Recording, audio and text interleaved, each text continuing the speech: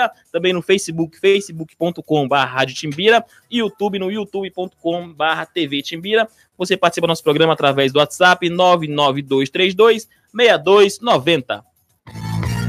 Marcos Leite. Boa tarde, São Luís, boa tarde, Maranhão. Estamos aqui de volta com muita informação, muita notícia de todos os municípios do estado do Maranhão. Boa tarde, Clodoaldo. Boa tarde, grande Marcos Leite. E você pode também acompanhar pelas redes sociais da Federação dos Municípios, Instagram, Facebook e Twitter, @FAMEM. Beleza, Marcos. E olha, essa semana o presidente da FAMEM, o Erlânio Xavier, ele recebeu lá na sede da entidade o deputado federal Edilásio Júnior, do PSD, para trocar impressões aí sobre a pauta municipalista que tramita lá no Congresso Nacional. Foi a primeira visita do deputado Edilásio lá à sede da entidade que representa os municípios do Maranhão, do conjunto de propostas aí que os prefeitos aguardam, decisões das casas legislativas. O Erlânio destacou a questão da sessão onerosa, cuja emenda constitucional foi promulgada pelo presidente do Senado, Davi Alcolumbre, e também pelo presidente da Câmara, o Rodrigo Maia, no dia 26 de setembro, permitindo aí a realização do mega feirão do pré-sal, para ser realizado ainda em novembro desse ano. O governo estima arrecadar no leilão pelo menos 106 bilhões, que serão distribuídos aí pela Petrobras entre estados e municípios, para ajudar no fundo aí dos municípios, reforçando caixa aí nesse final de ano. E para conversar sobre essa questão da sessão onerosa, já está com a gente aqui para participar do programa o deputado federal Edilásio Júnior, que vai participar aqui por telefone. Deputado Edilásio, boa tarde, bem-vindo à Hora dos Municípios. Boa tarde, deputado. Boa tarde, Clodoaldo, boa tarde, Marcos, boa tarde, gente da Rádio Timbira. É sempre um prazer participar e para trocar a impressão que nós tivemos nessa semana com relação à sessão onerosa. Como bem tu falaste, pois não, Clodoaldo? Deputado, eu queria saber primeiro em que parte essa discussão lá na Câmara dos Deputados, porque o que a gente ouve falar nos bastidores é que vai mudar o percentual, está uma discussão para se mudar. O que foi aprovado lá foi 15% para os estados e 15% para os municípios, e lá na Câmara, como é que está essa discussão? Exato. Como bem tu falaste, na última sexta-feira eu estive a convite do presidente Erlânio na FAMEM, e ali tinham diversos prefeitos, e nós conversamos bastante, e todos preocupados e ansiosos, né, pela questão da sessão onerosa. E nós, como único representante hoje do Maranhão na CCJ, que é onde está sendo votado, tinha um deputado Gil Cutrim, que era também da CCJ, mas, salvo engano, foi substituído por conta de alguma penalidade do partido, e o deputado Josimar também, acho que foi para a Comissão de Orçamento, e alguém o substituiu na CCJ. E nós ficamos como único representante do Maranhão lá na mais importante comissão da casa. E eles levaram essa aflição, ao meu conhecimento, da sessão onerosa, que já estava pautada para essa semana, agora para quarta-feira. E assim foi. Estava na pauta, o relator apresentou o relatório dele, e o deputado Samuel Moreira, que é de São Paulo, pediu vista do relatório, e aí a gente começou a realmente ver aquilo que nós já estávamos ouvindo, que era essa possibilidade de haver uma mudança na divisão desse recurso da sessão onerosa. O que estava pré-acordado, o que estava combinado, seria 15% para os estados, 15% para os municípios, e o 15% dos municípios dos estados seriam proporcional ao FPE e ao UFPM, ao Fundo de Participação dos Estados e ao Fundo de Participação dos Municípios, que, a nosso ver, é a maneira mais justa, né? Que tem vários municípios que tem um fundo de participação, às vezes até mais generoso por conta da sua situação pecuniária, né? Muitos municípios muito pobres, e a forma mais justa para todos nós seria que fosse cumprido como foi combinado. Sim. Da divisão ser de acordo com o fundo de participação. Porém, o Rio de Janeiro, o presidente Rodrigo Maia conseguiu resolver a situação do Rio, colocando 3% de todo o valor para o estado do Rio de Janeiro, porque é o produtor do pré-sal, fica no estado do Rio de Janeiro, a exploração. E o Samuel Moreira, juntamente com deputados de São Paulo, de Minas, enfim, estão criando um movimento para que essa divisão seja feita de acordo com a população. E aí que é o grande X da questão. Nós seremos os grandes prejudicados. Nós, o Nordeste, o Norte do país, somos que vamos mais perder. Porque quando tu vai para o lado da população, aí só a cidade de São Paulo, o estado de São Paulo já leva uma fatia muito grande disso. E conversando com os colegas lá, nós estamos nos unindo, a bancada do Norte, do Nordeste e do Centro-Oeste, para fazer uma frente que em quantidade nós temos maioria, para derrubar essa situação e manter o acordo como foi feito no primeiro momento, que era pelo o Fundo de Participação, e nós estamos trabalhando também, isso já na CCJ, junto com o relator da matéria lá na CCJ, eu também pedi vista, e vou apresentar o relatório pedindo que seja 20% para os municípios. Que a gente sabe, aqui no próprio estado do Maranhão, as dificuldades que todos os municípios vêm enfrentando. Boa parte dos municípios vivem única e exclusivamente desses repasses obrigatórios da União, e o Estado, infelizmente, pouco ajuda os municípios aqui, não sabe o que é convênio com os municípios do nosso Estado, e estão todos de pires na mão, com muita necessidade. Ainda bem que a nossa bancada federal tem ajudado os municípios através de emendas, e isso foi externado lá nessa reunião na última sexta-feira na FAMEM, que ainda bem que a bancada federal está unida em prol dos nossos prefeitos, dos nossos municípios, dando alguma condição para que eles respirem através de emendas federais. E se nós conseguirmos manter o acordo como foi feito, e também aumentar de 15% para 20% essa divisão para todos os municípios do país, eu acredito que vai ter aí um fôlego para que esses prefeitos possam ter um trabalho diferenciado no final desse ano e começo do próximo ano. Deputado, com esse pedido de vista, qual é o prazo para votar? Ainda será feito em novembro o leilão? O leilão está confirmado, né? Com a promulgação que houve já na Câmara, feito pela Câmara e pelo Senado, na semana retrasada, salvo engano, o leilão já está confirmado agora para o mês de novembro. A questão agora é só com relação à divisão. E eu acredito que nós devemos votar já na próxima quarta-feira esse relatório. Estamos trabalhando para isso. Se não, essa semana que vem, na outra, sem dúvida, a gente vota isso. E aí vai para o plenário, e vamos apresentar no plenário essa situação do aumento de 15% para 20% para os municípios. Agora, deputado, qual a sua expectativa, já que os grandes prejudicados vamos ser nós aqui no Nordeste, o Norte, onde a gente tem menos deputados do que São Paulo, que tem a grande maioria esmagadora dos deputados do Sudeste, dá para levar essa? Eu acredito que sim, Clodoaldo, porque a gente tem menos deputados, mas em compensação a gente tem mais estados, né?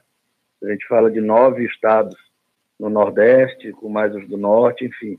A gente consegue ali, criando ali uma situação de proteção entre os entes, e o Centro-Oeste entra nisso também, que quem vai ser mais beneficiado é o Sul e Sudeste.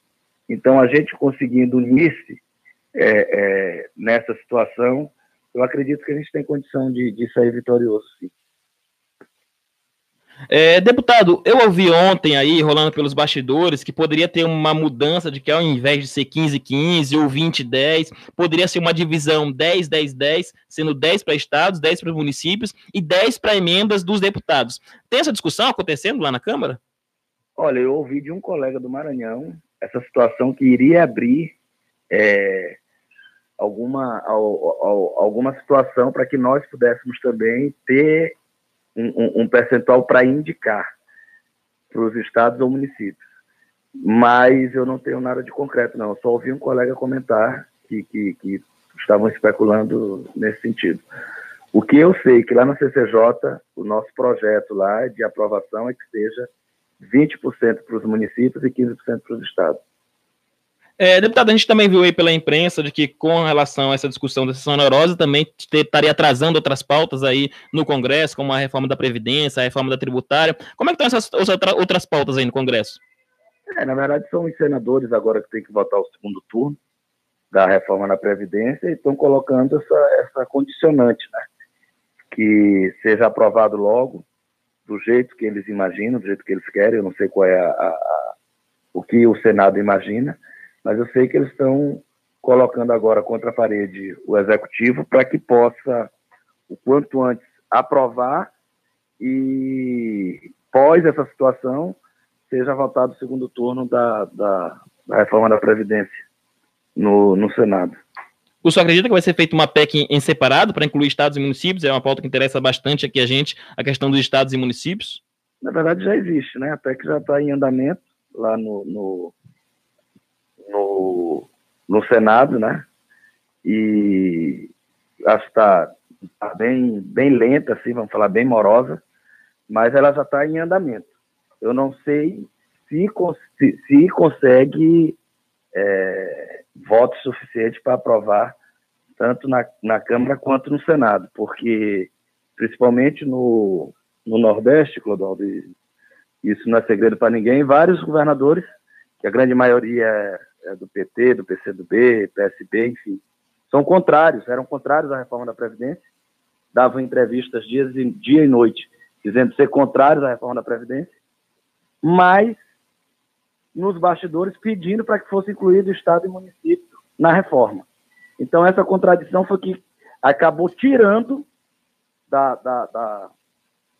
do texto principal da reforma da Previdência essa situação. Por exemplo, o governador do Piauí, o Wellington Dias, ele trabalhou toda a sua bancada para que fosse deixado no texto principal o Estado e os municípios. Trabalhou até os últimos minutos. Mas a esposa dele votou contra a reforma da Previdência.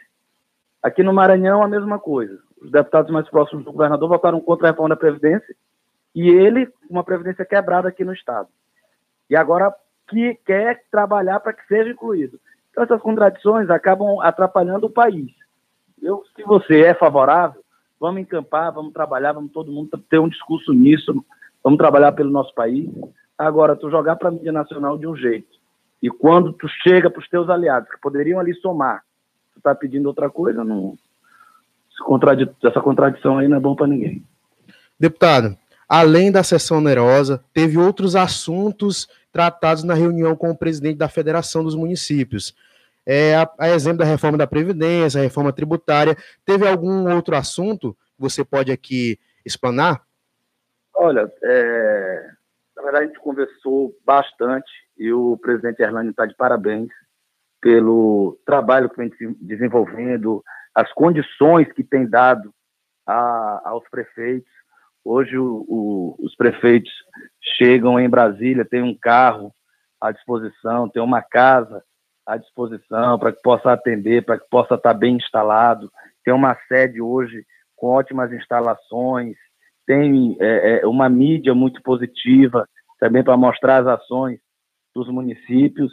E o Erlânio está muito empolgado no sentido de mostrar por que ele está ali, por que ele teve essa aclamação entre os seus pares e quer mostrar serviço. Então, isso deixa a gente muito feliz, essa vontade de trabalhar, essa empolgação do presidente Erlânio. E o que nós conversamos também bastante foi com relação à situação das emendas, né, as emendas de bancada. Nós vamos agora, as emendas de bancada federal impositiva, e vamos trabalhar a bancada junto com a Federação dos Municípios para tentar chegar a um denominador comum daquilo que as principais prioridades e para que seja executado no ano que vem. Isso também foi bastante debatido. E a questão também do abuso de autoridade, que havia sido aprovada há pouco, a questão das eleições vindouras que estão aí para o ano que vem, com relação ao fundo eleitoral, como é que deve ser realmente, o que deve acontecer. Então, as pautas foram mais ou menos essas, e o que eu pude ajudar, pelo que eu tenho ouvido lá em Brasília, assim eu colaborei, e me colocar à disposição para servir no que eu puder a Federação dos Municípios e os nossos municípios do Estado. Deputado Edilásio, com relação ao fundo eleitoral, já passou pela Câmara, agora está no Senado, é claro, mas eu queria saber a sua opinião com relação a esse assunto que movimentou tanto também o Congresso. Na verdade, Clodoaldo, o fundo foi decidido, saiu do Senado, já voltou para a Câmara, foi decidido, e o valor ficou para o orçamento, né? No final do ano, quando for ser votado o orçamento, vai ver qual é o valor do fundo eleitoral. E é algo muito rejeitado quando a gente fala do fundo eleitoral, porque para todo mundo o discurso é o mesmo. Diz, vai tirar dinheiro da saúde, vai tirar dinheiro da educação, vai tirar dinheiro da infraestrutura para dar para a política, para fazer campanha, para isso e para aquilo. Mas tem que se fazer campanha. A gente está falando do Brasil, de mais de 5 mil municípios, no Maranhão de mais de 217 municípios, cada um tendo aí 2, 3, 4 candidatos a prefeito, imagina a quantidade de candidatos a vereadores que existem, e tem que ter campanha. E o clamor popular fez com que acabasse o financiamento privado. O povo foi para a rua, pediu, e nós vimos com a Operação Lava Jato que várias as empreiteiras, as empresas que doavam recursos para 2, 3, 4 candidatos de diferentes ideologias, e depois pedia de volta, né, tinha o retorno dessas doações. Então acabava criando uma promiscuidade ali entre o doador e aquele candidato eleito. E assim foi extinto. Aí a outra alternativa seria o financiamento público, que precisa chegar de alguma forma, ser fiscalizado, que agora o dinheiro é público, e ver como se pode fazer. Agora, não se pode não ter recurso para fazer campanha. Imagina a campanha do prefeito daqui de São Luís. Como é que vai ser feito? Você tem que pagar um bom marqueteiro, tem que ter um bom programa de TV, tem que ter editor, tem que ter material gráfico, tem que ter combustível, tem um dinheiro para o palanque, tem dinheiro... Então, assim, eu estou falando de coisas básicas e que isso tem custo. E se não pode ser o privado, tem que ser o público. Se não pode ser o público, tem que ser o privado. Agora, se não for nenhum dos dois, não tem como se não fazer. Entendeu? E o que tem que se pensar? Quando o financiamento era privado, o país perdeu muito com a corrupção. Pelo Caixa 2, o dar e pegar de volta através de contratos fraudulentos, de corrupção, como a gente viu muita coisa. Só o que já foi devolvido para a Petrobras, para o país, por conta da Lava Jato, já foram mais de quase 2 bilhões de reais foram devolvidos fruto de corrupção. Então, foi um prejuízo que o país teve. Só já devolvido 2 bilhões. Imagina o que não se sabe e o que não foi devolvido.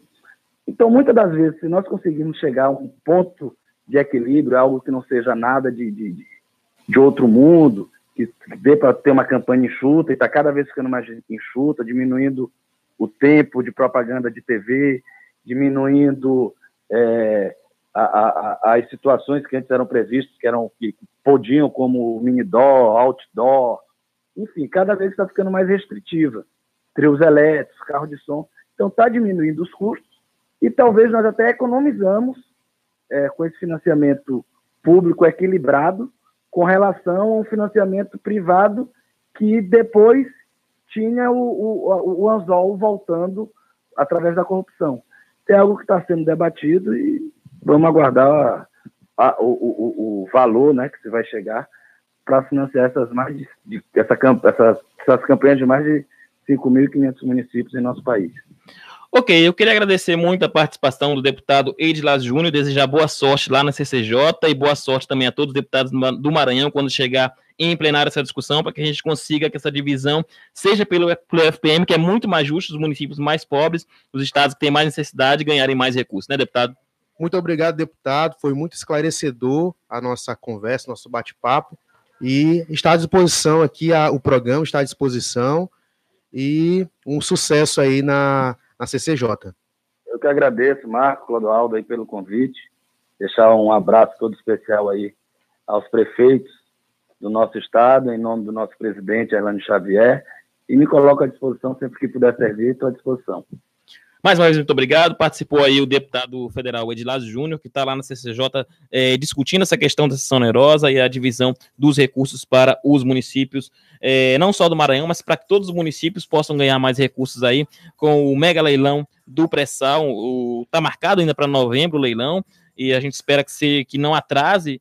O deputado falou aí que espera já que na quarta-feira consiga ser aprovado já em plenário essa divisão e possa até aumentar, porque pelo que foi acordado lá no Senado, ficou 15% para estados e 15% para municípios, e ele está aí querendo aumentar para 20% para os municípios e 10% para os estados, já que os municípios a gente sabe que estão aí quebrados, precisando muito desse recurso que viria a calhar muito, principalmente agora nesse final de ano. Marcos, quem está participando aí do nosso programa? Está participando aqui a Aline, aqui no programa ao vivo, aqui nas redes sociais da Rádio Timbira e também das redes sociais da Federação dos Municípios. O Paulo também está participando. Tem aqui várias participações, Clodoaldo. Olha, tá cheio de torcedor do Náutico participando aqui. Eu quero ver a galera da Bolívia participar também. O Lindomar Luiz aqui dizendo que amanhã é Timbu. Que é isso, rapaz. Tem muito torcedor do Náutico aqui nas nossas redes sociais. Serjão do Recife tá participando aqui, dizendo que o melhor candidato a presidente é Dino, mas o melhor da Série C é o Náutico. Um abraço para ele.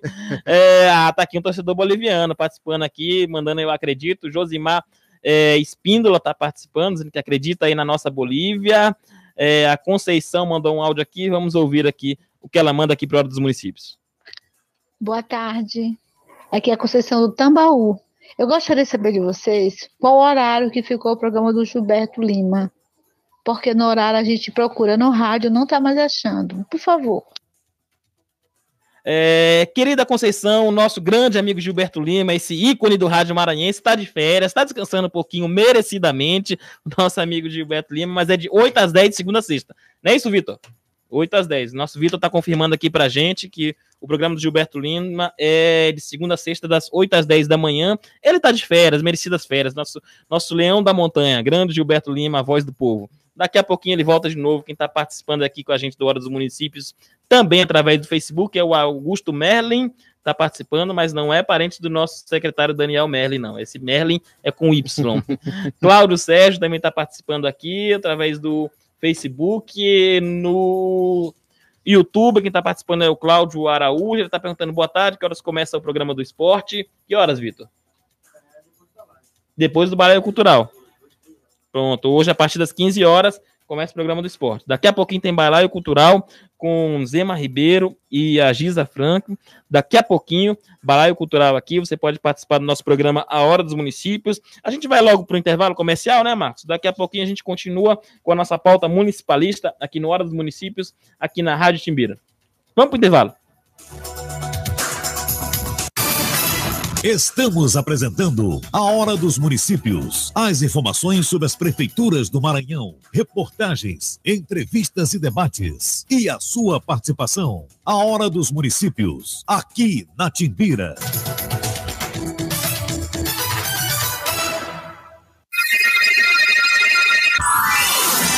O jornalismo da Timbira não para até a madrugada. A 1290 é recheada de notícias. À meia-noite tem madrugada informativa com Sebastião Neto. Em seguida, às 4 da madrugada, Roberto Ramos te deixa bem informado no Primeira Hora. Às 5 da manhã, você fica sabendo tudo sobre o mundo rural com a Voz do Campo. A apresentação, Ronald Pimenta. Logo após as 6 horas, é hora de atualizar as notícias com o Bom Dia 1290. Apresentação, Iveson Lima. Você já sabe, a informação é prioridade 24 horas por dia. Timbira M, a primeira do Maranhão. Rapaz, olha essa mensagem aqui no celular. Estão vendendo terrenos na Lua? Ah, amigo, mas quem foi que te disse isso? Não sei, foi meu primo que tem um amigo que é corretor que me mandou. Não, gente, não. Não é nada disso. É uma notícia falsa das redes sociais. Ah, e por que você acha que sabe mais que um corretor? Ah, porque eu ouvi no rádio. Para quem busca informação, mas não abre mão da verdade. Rádio, é só ligar. Uma campanha aberta. Apoio Nova 1290, Timbira M, a primeira do Maranhão. Fique por dentro da programação da Rádio Timbira nas redes sociais. Basta acessar nossos perfis. No Twitter, Instagram e Facebook, @Rádio Timbira. No YouTube, acesse o canal TV Timbira. Informação a toda hora, na palma de sua mão. Timbira M, a primeira do Maranhão. Vejo o mundo de forma diferente, porque a natureza quis